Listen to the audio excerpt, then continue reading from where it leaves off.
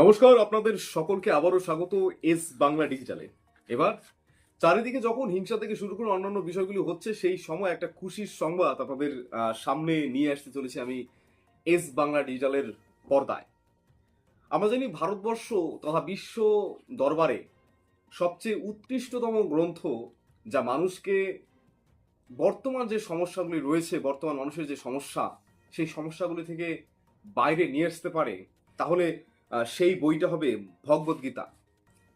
একই সাথে ভারতবর্ষের বিভিন্ন ক্লাসিক্যাল যে সকল নৃত্যগুলি রয়েছে, ধ্রুপদী নৃত্য, বিভিন্ন ধরনের ক্লাসিক্যাল মিউজিক, সেই ক্লাসিক্যাল মিউজিক, ডান্স, এই সব কিছুর যদি আমরা স্রষ্টার কথা বলি, এই সব কিছুর উৎপত্তির কথা বলি, তাহলে যে গ্রন্থটির নাম চলে আসে বারবার, নাট্যশাস্ত্র। এই যে দুটি বইয়ের কথা কেন বললাম, তার আগে ছোট্ট একটু ইতিহাস বলে নিতে চাই। ইউনেস্কো আজকে ইউনাইটেড নেশনসের একটি শাখা, যার কাজ হলো বিশ্বজোড়া বিভিন্ন ধরনের সাংস্কৃতিক বিষয়, বিভিন্ন ধরনের বিশেষ বিশেষ বিষয় যাদের প্রিজার্ভ করা প্রয়োজন, যেগুলো বিশ্ব দরবারের কাছে বিশ্ব সম্পদ হিসেবে উঠে আসে, এই সকল বিষয়গুলিকে প্রিজার্ভ করার জন্য কিন্তু 1992 খ্রিস্টাব্দে কিন্তু তৈরি করা হয়। এবং সেই ইউনেস্কোর তরফ থেকে কিন্তু রেকগনাইজ করা হয়েছে ভাগবত গীতা এবং নাট্যশাস্ত্রকে। এবার এই যে রেকগনাইজেশন, সেটা কিন্তু খুবই গুরুত্বপূর্ণ ভারতবর্ষের ক্ষেত্রে, ভারতবর্ষের সংস্কৃতির ক্ষেত্রে। ভারতবর্ষের সংস্কৃতি ভগবদ্গীতা, রামায়ণ, এইসব দ্বারা কিন্তু বিপুলভাবে প্রভাবিত। আজকে এই সকল গ্রন্থ শুধু কোনো ধার্মিক গ্রন্থ নয়, এগুলো সাংস্কৃতিক ধরোহর, যা ভারতবর্ষের সংস্কৃতির মধ্যে ওতপ্রোতভাবে কিন্তু জড়িত রয়েছে। এবং এই যে ভাগবদ্গীতা, সেই ব্যাপারে একটু আলোচনা করব। ভাগবদ্গীতা কি? ভাগবদ্গীতা যদি আমরা কথা বলি, যখন কুরুক্ষেত্র যুদ্ধ হচ্ছে, সেই যুদ্ধের মধ্যে পাণ্ডব এবং কুরু যারা রয়েছে, তারা যখন সামনাসামনি, সেই সামনাসামনি থাকা অবস্থায় সেই সময় যে ঘটনাবলীগুলো ঘটে, সেই ঘটনার ছোট্ট একটা অংশ কিন্তু ভাগবদ্গীতার মধ্যে 60টি শ্লোক দ্বারা সংকলিত এই অংশ, যেই অংশের মধ্যে প্রধানত অর্জুনের যে সংশয় ছিল মনের, সেই সংশয়ে যে আছে, সেই সংশয় ভাবকে কিন্তু তুলে ধরা হয়েছে। এবং সে কিভাবে ভগবান শ্রীকৃষ্ণের সাথে, বা ভগবান শ্রীকৃষ্ণের আমরা বলতে পারি পথ নির্দেশনায়, কিভাবে সেই সংশয় থেকে বেরিয়ে এসেছে, সেই বিষয়টি কিন্তু তুলে ধরা রয়েছে। ভগবদ্গীতা কর্মের কথা বলে, ধর্মের কথা বলে, জ্ঞানের কথা বলে, এবং একই সাথে কিন্তু ভক্তির কথা বলে।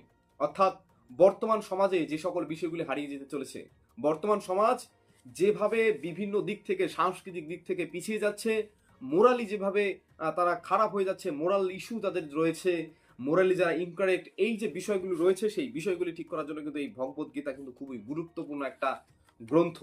এই যে ভগবদ্গীতা, এর যখন আমরা কথা বলবো, আচ্ছা, এটা কি এরকম যে ইউনেস্কো থেকে রেকগনাইজ করার আগে ভগবদ্গীতার ব্যাপারে বিশ্ব দরবারে কোনো অ্যাওয়ারনেস ছিল না? অবশ্যই ছিল। আমরা জানি, আজকে যদি দেখি, ইসকন থেকে শুরু করে বিভিন্ন অন্যান্য সংস্থা রয়েছে, যারা ভগবদ্গীতার যে জ্ঞান, সেই ভগবদ্গীতার জ্ঞান কিন্তু বিশ্ব দরবারের মাঝখানে ছড়িয়ে দিচ্ছে। বিশ্ব দরবারে বিশ্বের কোনায় কোনায় থেকে লোকজন কিন্তু এই ভগবদ্গীতা যে সেই তার দিকে আকৃষ্ট হচ্ছে, এবং সেই ভগবদ্গীতা থেকে তারা কিন্তু জ্ঞান অর্জন করছে, এবং সেই জ্ঞানকে কাজে লাগিয়ে কিন্তু নিজের জীবনকে সাফল্য মণ্ডিত করার যে একটা চেষ্টা, সেই চেষ্টা কিন্তু চালিয়ে যাচ্ছে সকলেই। এবং আমরা যদি দেখি বর্তমান সময়ে যে সকল মোটিভেশনের অভাব, বর্তমান সময়ে যেভাবে মানুষ ধীরে ধীরে বিধ্বস্ত হয়ে যাচ্ছে, ডিপ্রেশন থেকে শুরু করে অন্যান্য মানসিক সমস্যাগুলো এগিয়ে আসছে, সেই সময় কিন্তু ভগবদ্গীতা একেবারে মোক্ষম ওষুধ। কেন বললাম? তার কারণ আপনাদের হয়তোবা ওপেনহাইমারের কথা মনে আছে, সেই ব্যক্তি যিনি নিউক্লিয়ার বম তৈরি করেছিলেন, হিরোসীমা নাগাসীমার বোম ব্লাস্টের যে বম, সেই বম যে তৈরি করেছিলেন, নিউক্লিয়ার বম, সেই তৈরি করার পিছনে যিনি, তিনিও কিন্তু পরবর্তী সময়ে যখন মানসিকভাবে বিধ্বস্ত হয়ে পড়েছিলেন এই সকল ঘটনায়, মানুষের মৃত্যু মুখে, তখন কিন্তু তিনি এই ভারতবর্ষের যে জ্ঞান ভান্ডার, সেই জ্ঞান ভান্ডার থেকে ভগবত গীতার কিন্তু সাহায্য নিয়েছিলেন সেই মানসিক অবস্থা থেকে ফিরে আসার জন্য। এরপর যদি আমরা দেখি অ্যালবার্ট আইনস্টাইন, আজকে যারা বিজ্ঞান বিষয়ক পড়াশোনা করছে, তারা কখনোই অ্যালবার্ট আইনস্টাইনকে না চিনে পারবেন না। অ্যালবার্ট আইনস্টাইন প্রসিদ্ধ বিজ্ঞানী। শুধু ভারত, আমরা বলবো না যে শুধু তারা ইউরোপীয় যে দেশগুলি, সেই দেশগুলির মধ্যে তিনি প্রসিদ্ধ ছিলেন, পুরো বিশ্ব দরবারে প্রসিদ্ধ। তিনি এই যে ভগবত গীতা, বিভিন্ন ধরনের ভারতীয় যে গ্রন্থ, সেই গ্রন্থের যে কসমিক দিকগুলো রয়েছে, সেই কসমিক দিকগুলোর ব্যাপারেই কিন্তু তিনি প্রশংসা করেছেন। এবং এরপর যদি দেখি অ্যালডাস হাক্সলে, যিনি যার কথা বলি, বিখ্যাত ফিলোসফার, তিনিও কিন্তু এই যে এখানে ফিলোসফিক্যাল যে জিনিসগুলো রয়েছে, জীবনের যে জিনিসগুলো রয়েছে সেই বিষয়গুলো কিন্তু তুলে ধরেছেন। দ্য আর্ট অফ লিভিং তিনি বলেছেন এই ভগবত গীতাকে আলোচনা করার সময়। তিনি বলেছেন যে বেঁচে থাকার যে আর্ট, বেঁচে থাকার যে ভঙ্গিমা, সেই বিষয়টা যদি শিখতে হয় তাহলে তাকে ভগবত গীতা পড়তে হবে। এছাড়া যদি আমরা দেখি কার্ল জাং, তিনি কি বলেছেন, তিনি কিন্তু ভাগবত গীতার যে সাইকোলজিক্যাল যে বিষয়গুলো রয়েছে সেই বিষয়গুলো কিন্তু তুলে ধরেছে। সেই বিষয়ে অল্প একটু তথ্য আপনাদের দেই, আপনারা অনেকেই জানেন। যদি এই বিষয়ে কোনো ভুল হয়ে থাকে অবশ্যই ক্ষমা করবেন এবং একই সাথে কমেন্ট করে জানাবেন আপনার এই যে খবরটা শোনার পর কেমন লাগছে যে আজকে ইউনেস্কোর মতো সংস্থার তরফ থেকে ভগবত গীতা এবং নাট্যশাস্ত্র, ভারতীয় যদি আমরা দেখি সাহিত্য যেগুলো রয়েছে, ভারতীয় যে সকল ইতিহাস ধরোহর রয়েছে সেই ধরোহরগুলির মধ্যে অন্যতম দুটি ধরোহর, তাদেরকে যখন ইউনেস্কোর দ্বারা স্বীকৃতি দেওয়া হচ্ছে। এবং এই যে বিষয়টা আছে, যেটা প্রথমেই বললাম যে ভাগবত গীতা, যেখানে কনফিউশন যেটা আছে, মানুষ কর্মবিমুখ হয়ে যাচ্ছে বর্তমান সময়, মানুষ কনফিউজ হয়ে জীবনে কি করবে না করবে সেই রকম একই ধরনের কনফিউজেশন আমরা যদি বলি, বিভ্রান্তি, সেই বিভ্রান্তিতে কিন্তু ভুগছিলেন অর্জুন। এবং সেই অর্জুন তখন কিন্তু ভগবান শ্রীকৃষ্ণের কাছ থেকে সাহায্য চান। তিনি কি করবেন? তিনি কর্ম থেকে পালিয়ে যাবেন নাকি কর্মের প্রতি আকৃষ্ট হয়ে সেই কর্মের সাথে থেকে যাবেন? এই বিষয়ে কিন্তু জ্ঞান দিয়েছিলেন। এবং সেই যে জ্ঞান ছিল, সেই ভগবত গীতার যে বাণী, সেই বাণী কিন্তু শুধুমাত্র তৎকালীন সময়ে যে মানুষ তাদের জন্য নয়, আজকে পুরো সমাজ সংসার যদি আমরা দেখি, জগৎ সংসার, ভারতবর্ষ শুধু নয়, পুরো বিশ্বে যারা রয়েছে প্রত্যেকটা মানুষের কাছেই কিন্তু সেই যে জ্ঞান, সেই জ্ঞানটা কিন্তু জরুরি। সেই যে বিষয়, সেই বিষয়টা জানা কিন্তু তাদের কোনো না কোনোভাবে উপকার দেবে, অর্থাৎ তারা উপকৃত হবেন। এবং এরপরে যদি আমরা দেখি নাট্যশাস্ত্র, যদি আমরা কথা বলি, নাট্যশাস্ত্র কিন্তু ভারতীয় যে সকল শাস্ত্র রয়েছে, ভারতীয় যে সকল গ্রন্থ রয়েছে তাদের মধ্যে অন্যতম। আজকে যদি আমরা দেখি ভারতীয় যে সকল ক্লাসিক্যাল ডান্সগুলি রয়েছে, যেমন ভরতনাট্যম, কথক, এইরকম ডান্সগুলির যে উৎপত্তি, সেই উৎপত্তি কিন্তু নাট্যশাস্ত্র থেকে। এই যে দুটো খবর আমরা আপনাদের দিলাম, ভারতের অন্যতম ধরোহর ভগবত গীতা এবং নাট্যশাস্ত্র বিশ্ব দরবারে রেকগনাইজ হবে। এর ফলে কি হবে? এর ফলে যে কয়েকটি ভাষায় বর্তমানে এই ভাগবত গীতাকে ট্রান্সলেট করা হচ্ছে, আরো বেশি বেশি করে অন্যান্য ভাষায় কিন্তু এই ভাগবত গীতাকে ট্রান্সলেট করা হবে। আরো বেশি বেশি মানুষ কিন্তু এর যে জ্ঞান, সেই জ্ঞান আরোহণে সক্ষম হবে।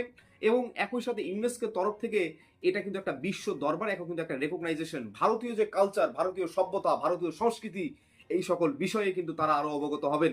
এবং যে সকল ভারতীয়দের মনে এখনো হীন মানসিকতা থাকে ভারতীয় সংস্কৃতি নিয়ে, তাদের উপর কিন্তু একেবারে মোক্ষম জবাব বলে আমাদের মনে হয় এই যে বিষয়টি, সেই বিষয়টি কিন্তু হয়ে দাঁড়িয়েছে। এবং একই সাথে আবারও আপনাদের বিদায় জানানোর মাধ্যমে দেখা হবে অন্য কোনো প্রতিবেদনে, অন্য কোনো খবরে। ততক্ষণ পর্যন্ত ভালো থাকবেন, ভালো রাখবেন। এস বাংলা ডিজিটালের পক্ষ থেকে আপনাদের সকলকে জানাই নমস্কার। ট্যাক্সমেট অ্যান্ড জিএসটি সুবিধা কেন্দ্র এখন আপনার শহর দিনহাটায়। বিগত 7 বছর যাবৎ সুনামের সাথে কাজ করে আসছে ট্যাক্সমেট। আমাদের এখানে যে পরিষেবাগুলি পাচ্ছেন তা হলো GST registration, GST return, TDS ও TCS return, company registration, society school club registration ও বাৎসরিক রিটার্ন, ISO certification, trademark registration, import export license, income tax return ও অডিট, ব্যাংক লোন প্রজেক্ট ও ব্যাংক লোনের জন্য CMA data, Udyam registration, professional tax সহ আরো বিভিন্ন ট্যাক্স এবং আপনার ব্যবসা সংক্রান্ত পরিষেবা। তাই যে কোনো কাজের জন্য শীঘ্রই যোগাযোগ করুন আমাদের সাথে। আমাদের ঠিকানা ট্যাক্সমেট দিনহাটা, আস্থা নার্সিং হোমের পাশে, জলের ট্যাঙ্কের বিপরীতে। যোগাযোগ নম্বর 8250435393।